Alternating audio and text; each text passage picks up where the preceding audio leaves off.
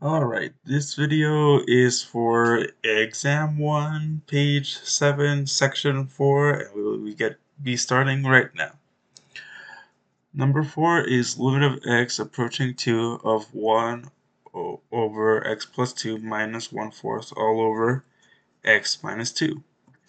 Now if we plug in 2 for our limit, we will see that when we do this, 1 plus 1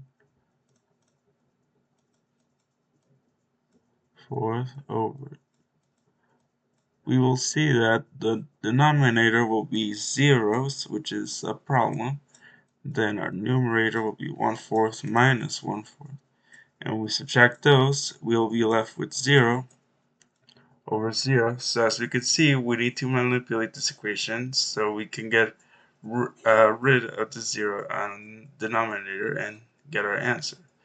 So the way we're going to do this is that we are going to multiply the denominator for these two for the upper part of the equation of each other. So how that will be look like is that first we need to write limit of x approaching 2, because you always have to write your limit when you're not gonna plug in x yet, and then this will still be x minus 2.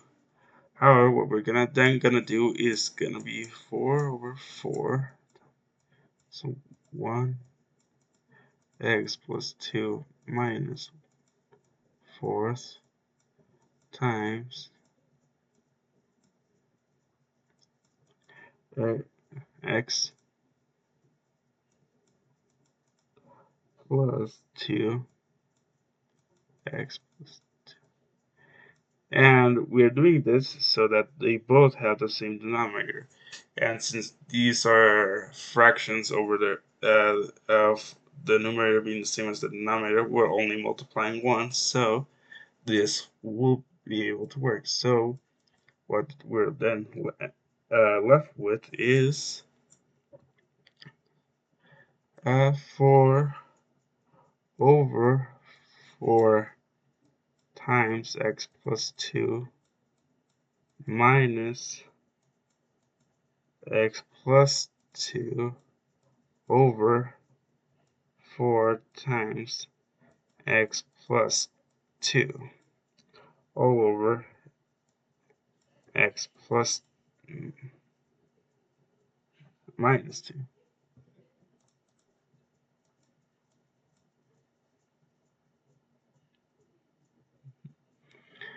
So then next step, oops, I almost forgot my limit. Remember to put your limit.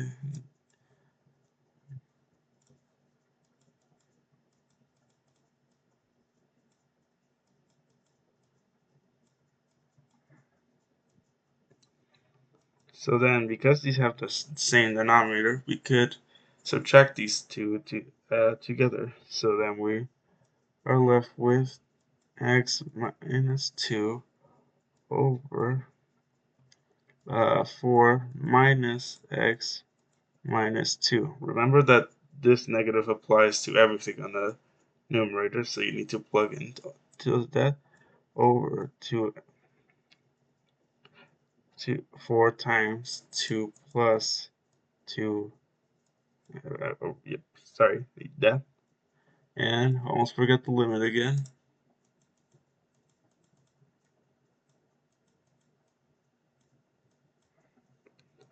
And then once we do that,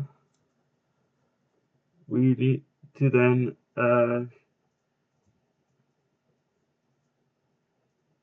let's see.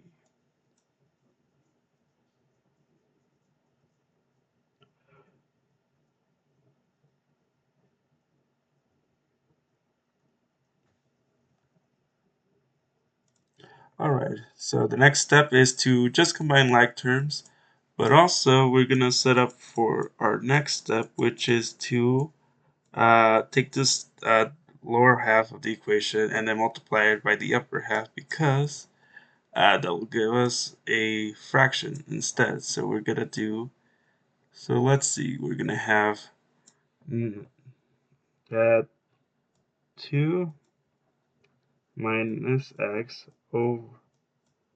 over 4 2 plus 2x plus 2 all over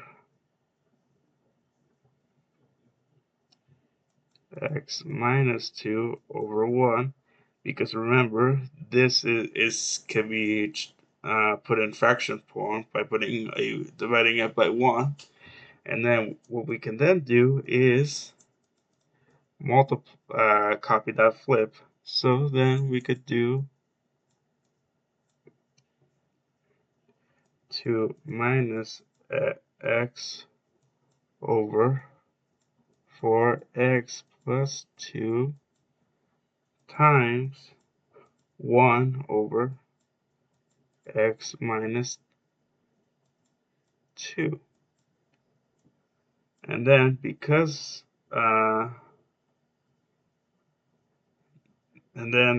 we cannot cancel these two yet, because the 2 is positive in this case and 2 is negative in this case, and the x is negative in this case and the x is positive in this case. So what we need to do then is I'm going to combine these two into one fraction as they're multiplying. So what we need to do is multiply these by a negative. So we will take a negative out of this equation and turn this into negative 2 plus x over 4x plus 2 times x minus 2. And as you can see, these two are the same because they have the same value. So now we can cancel these two and almost forgot the limit again in this case.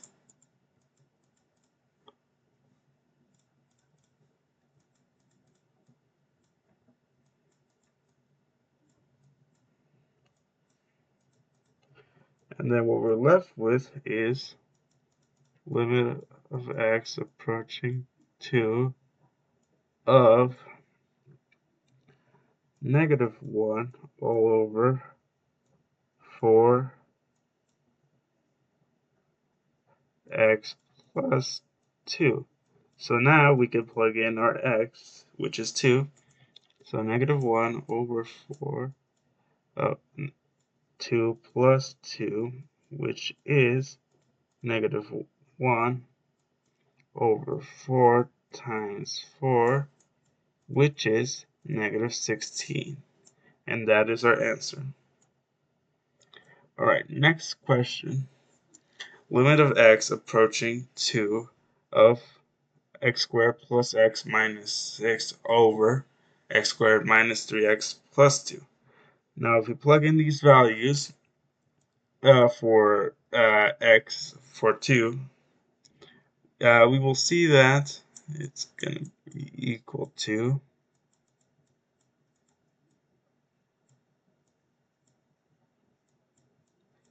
let me write this first.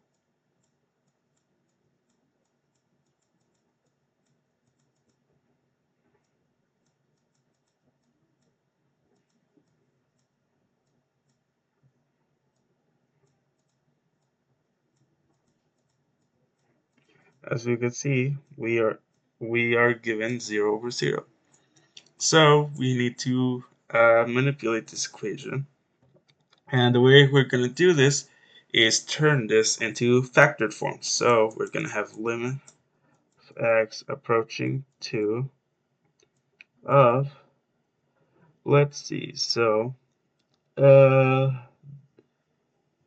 let's see, in factored form we could have x plus 3, let's see, times x minus 2. That is one of the forms we could have this, and it's the easiest one in this case. And then our denominator will have x minus 2 times x minus 1. And as we can see, two of the terms in this form is on the one is on the numerator and one is on the denominator. So what we could do is cancel this out, and then we are left with a limit of x approaching 2 of x plus 3 over x minus 1. So then we could plug in our values for x, which is 2. So we're going to be left with 2 plus 3 over 2 minus 1. And then we're going to be left with 5. And that is how you solve number 5. Now we are given what seems to be the same equation, but our limit is different. It's now limit of x approaching 1 from the left side. So if we see this, we are then given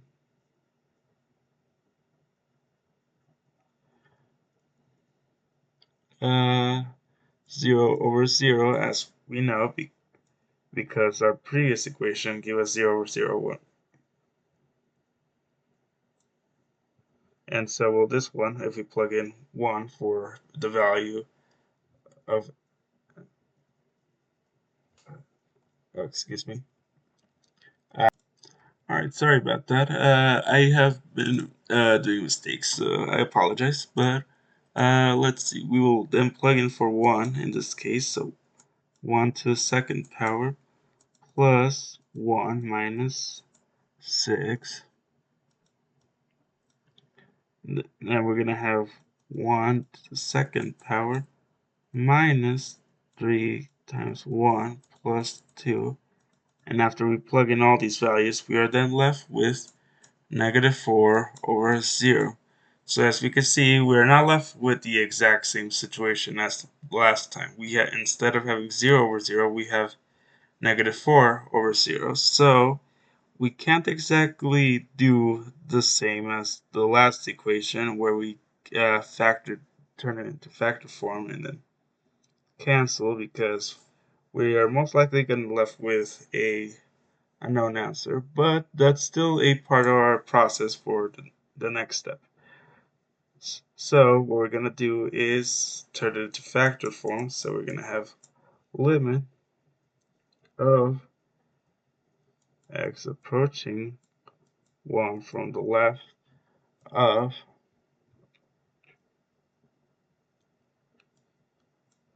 x plus 3 of times x minus 2 over x minus 1 times x minus 2. So we can cancel these two terms out, and then we're left with limit of x approaching 1 from the left of x plus 3 over x minus 1. Now if you plug in 1, we can see that we are still going to be left with the previous problem of having negative 4 over 0. So that's not exactly going to work out. However, one thing that's also different from this equation is that we are emphasized which side of the limit this is going to. So as we can see, x is approaching 1 from the left side, which means that our value isn't really 1, it's 1 from the left. So what we could do instead is we could emphasize this by having instead of plugging 1, we plug in 0.999 infinitely. We're just going to do 3 because it's not possible to have an infinite amount of 9s written out. but we could have that. I'm going to add a little line on top just to emphasize that this is going on infinitely. Plus 3 over 0.999 infinitely minus 1. Now for the top one, because this is a small inconsequential value, we're going to treat it as 1, so it's going to still be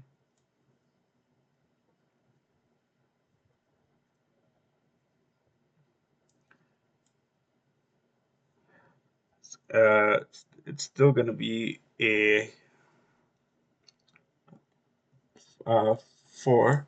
However, the bottom one, this does matter because our value is going to be approaching 0, so a infinitely small value being subtracted 1 is going to be 0, but it's going to be effectively a negative 0 because it's an infinitely small negative number.